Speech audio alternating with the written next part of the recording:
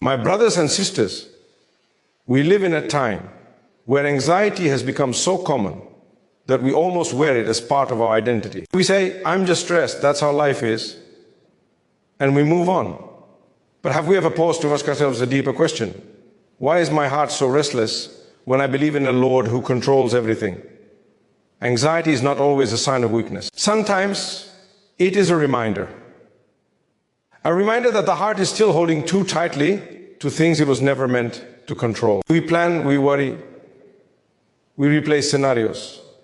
We fear outcomes that haven't even arrived yet. And in all of this, we forget one powerful truth. What is meant for you will never miss you.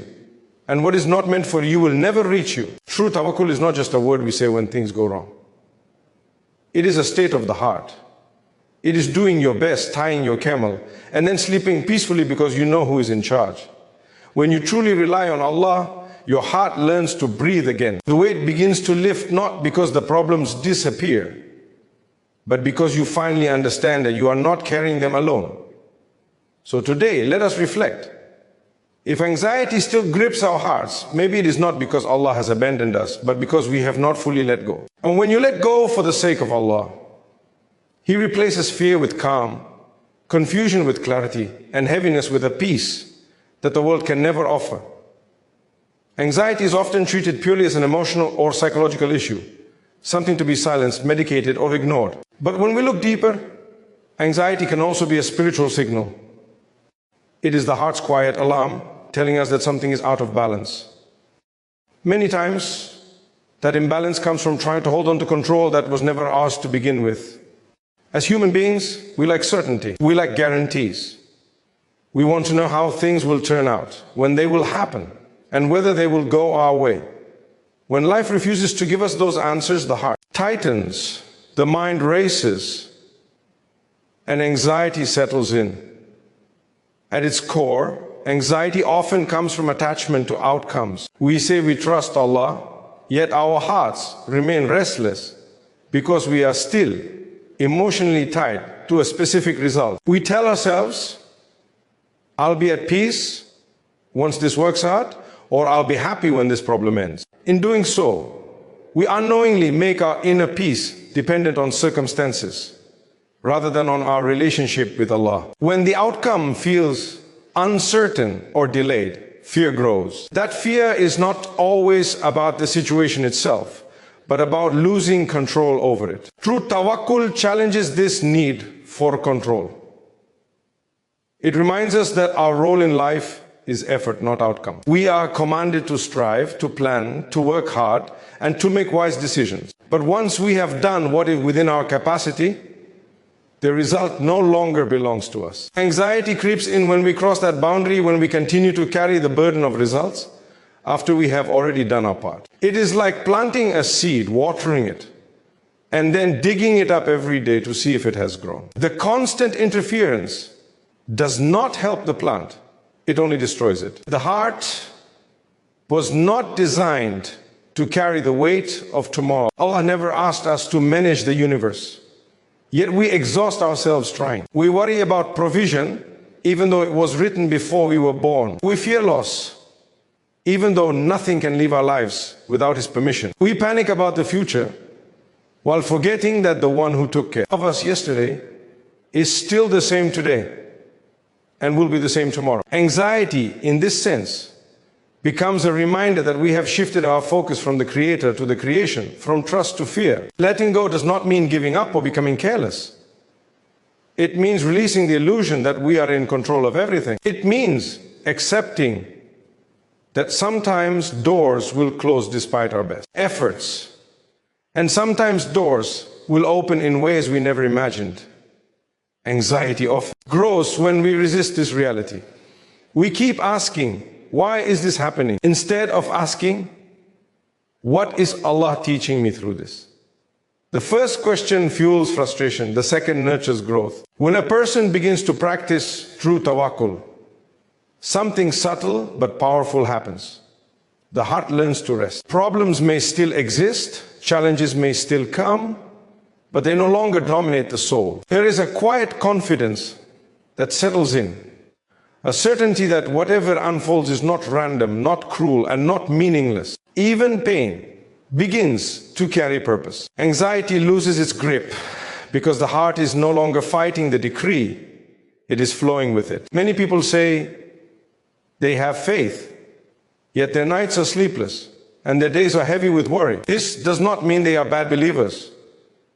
It means they are human. Tawakkul is not a switch that turns on instantly. It is a journey. Each time anxiety arises, it is an invitation to return to renewed trust, to realign the heart, to remember who is truly in charge. Instead of viewing anxiety as an enemy, it can be seen as a messenger, gently pointing out where reliance has shifted away from Allah. In letting go, there is freedom. Freedom from constantly replaying worst-case scenarios. Freedom from living in fear of what if. Freedom from carrying burdens that were never meant for human shoulders. When the heart finally surrenders, it discovers a peace that does not depend on circumstances. This is the peace that comes from knowing that even if things do not go as planned, they are still going as destined. And in that realization, anxiety begins to fade, not because life is perfect, but because trust has taken root. The human heart is constantly caught between two powerful forces, the desire to control and the call to surrender. From a very young age, we are taught to plan, to strive, to take charge of our lives. There is nothing wrong with this. In fact, effort is part of responsibility. But the struggle begins when effort quietly turns into obsession and planning turns into panic. We start believing that if we do not control every detail, everything will fall apart. This belief slowly suffocates the heart and becomes a breeding ground for anxiety. Control gives an illusion of safety. When things go according to plan, we feel confident and calm.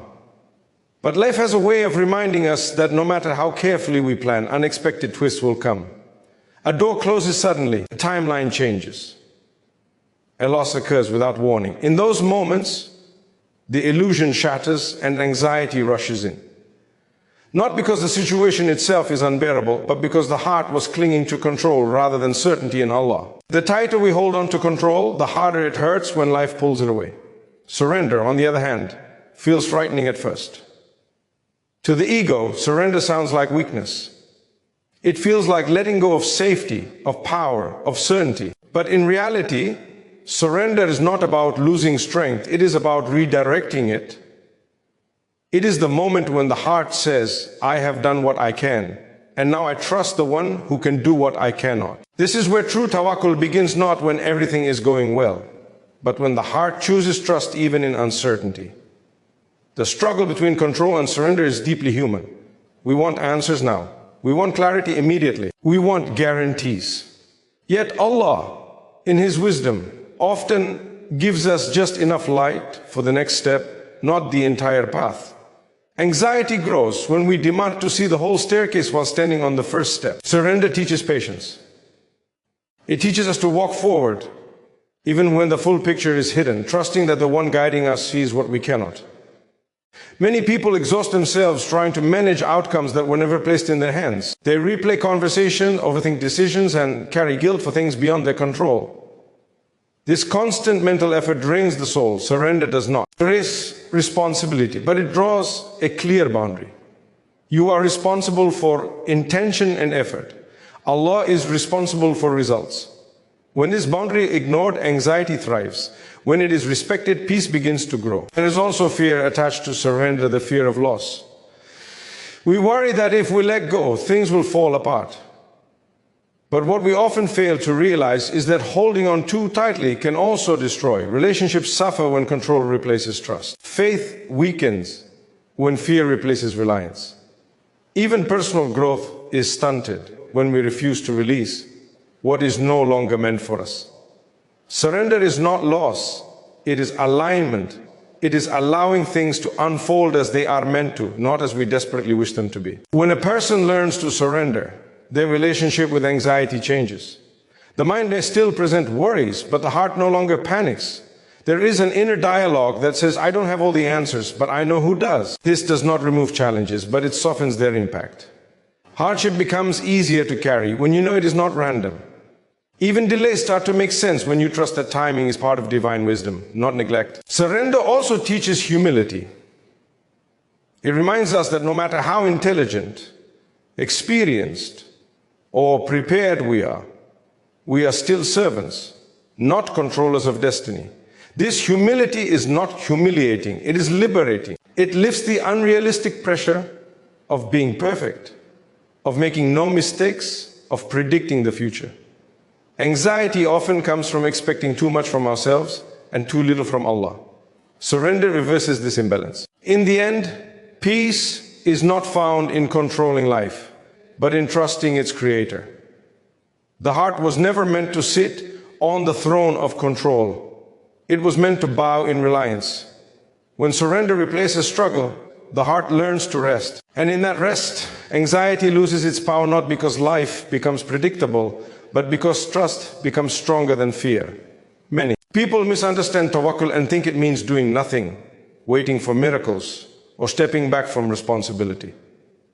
This misunderstanding can either lead to disappointment or to guilt when things do not work out. True tawakkul is far more balanced and far more powerful. It is not passive, and it is not careless. It is the harmony between sincere effort and deep trust. When this balance is missing, anxiety often fills the gap. Human beings are commanded to act. We are encouraged to seek, to strive, to work, and to improve our circumstances. Effort is part of faith, not a contradiction to it. The problem arises when effort becomes the source of security rather than Allah. We begin to believe that our intelligence, our planning, or our hard work alone will guarantee success.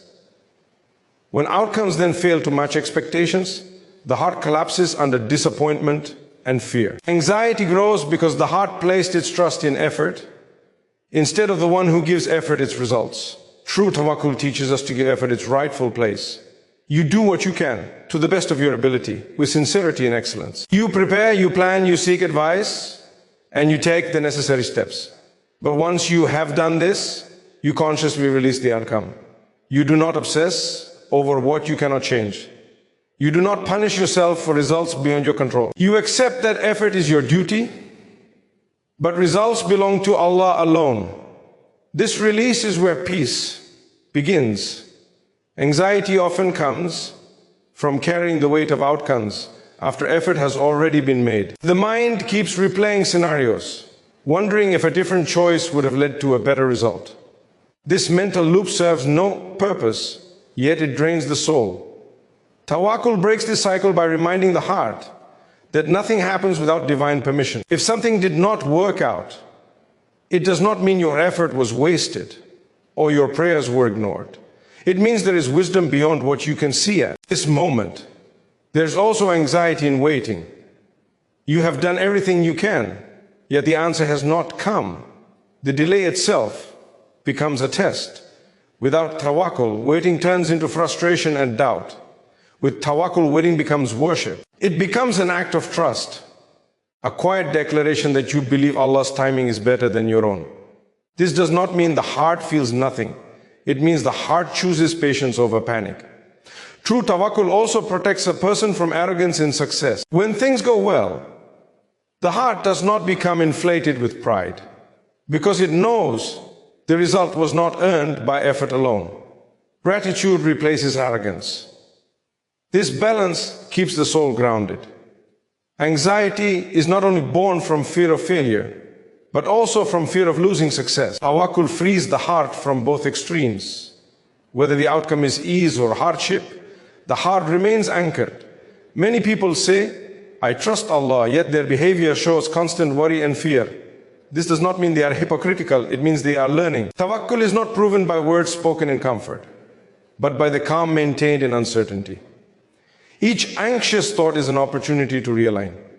Each moment of fear is a reminder to return trust to its rightful place. When effort and trust walk together, the heart experiences a unique strength. You move forward with confidence, but without desperation. You work hard, but you sleep peacefully. You care deeply, but you do not cling obsessively. This balance is rare, but it is transformative. It allows a person to live fully without being consumed by outcomes. In the end, true tawakkul is not about avoiding effort or escaping responsibility. It is about understanding your role and respecting Allah's role. When this understanding settles in the heart, anxiety gradually loosens its grip. The soul learns that it was never meant to carry the burden of the future. It was meant to strive in the present and trust the one who holds all outcomes in his hands.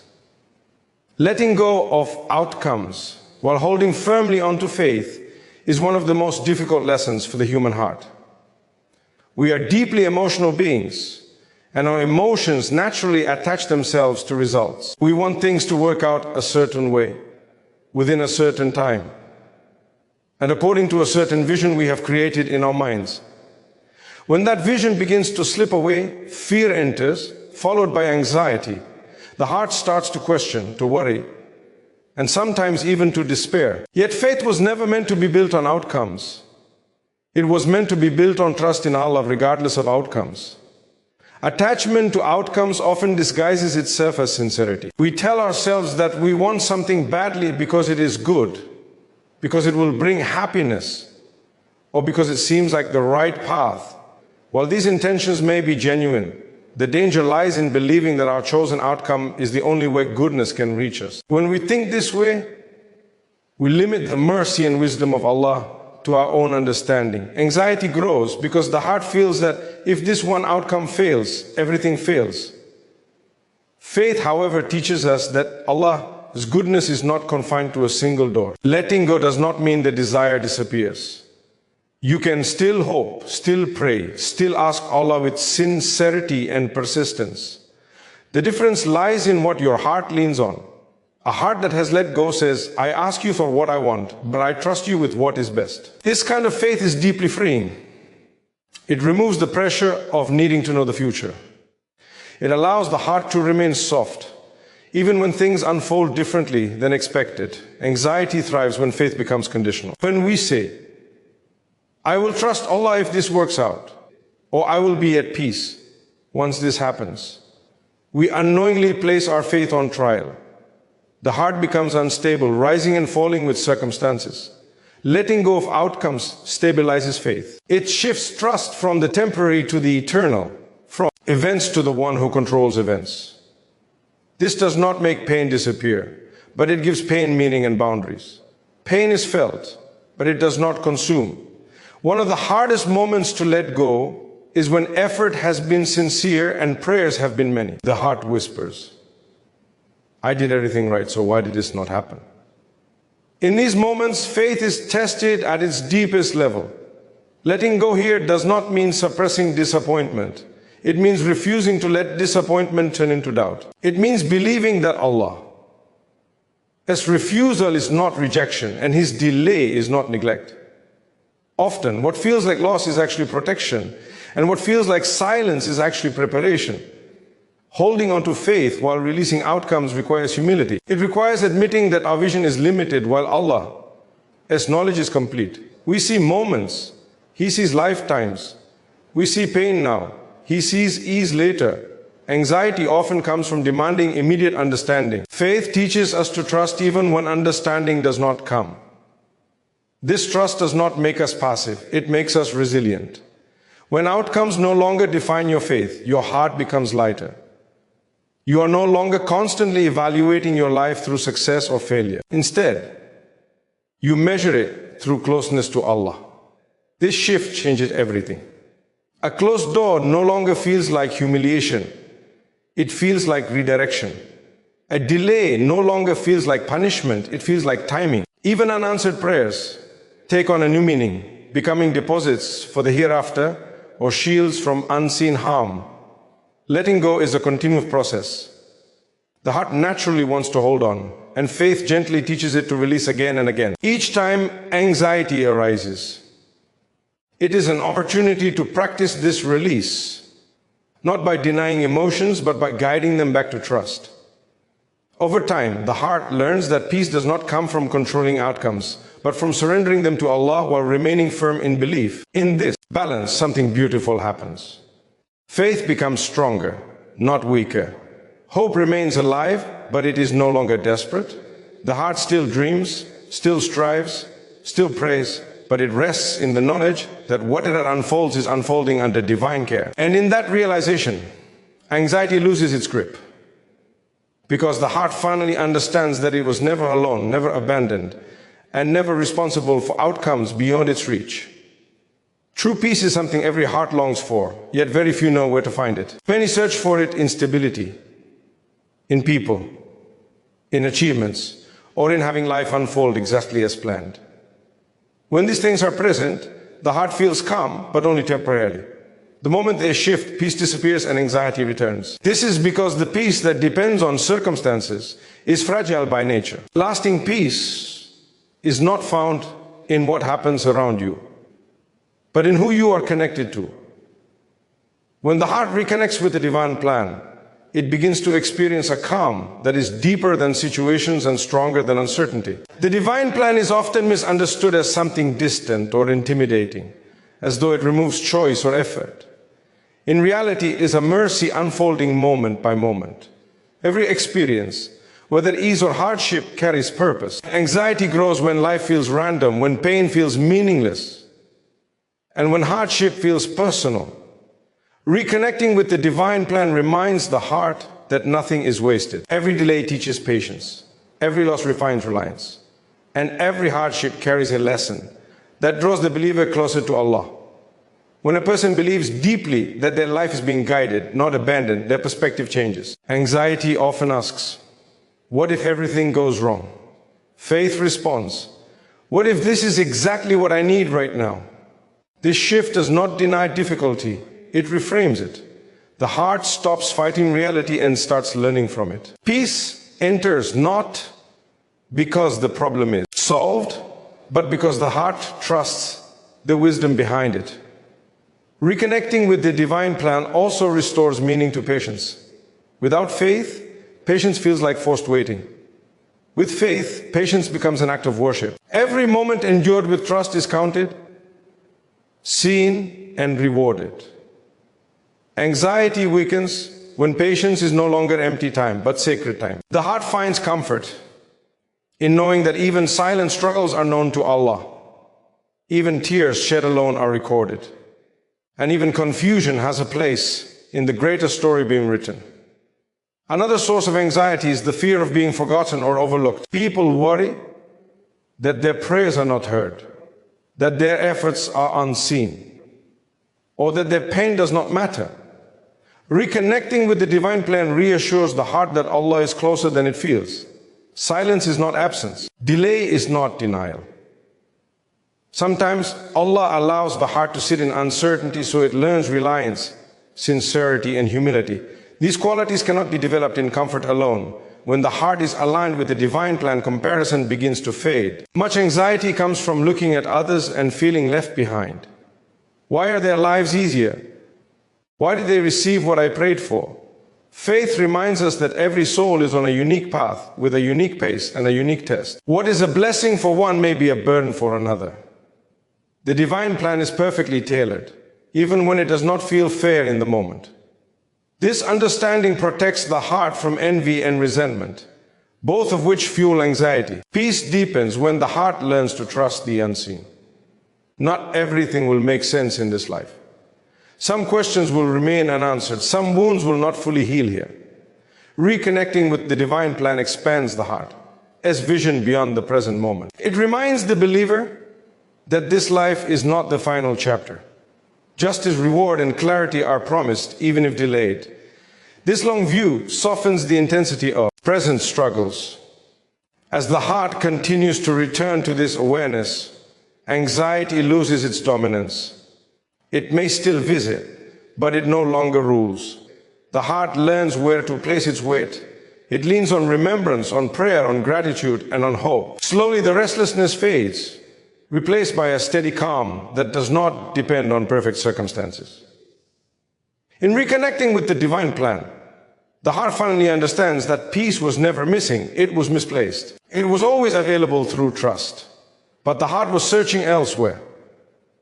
Once it returns to Allah, it finds a peace that remains even when life is uncertain, because it knows that every step, every test, And every turn is unfolding under perfect wisdom and infinite mercy.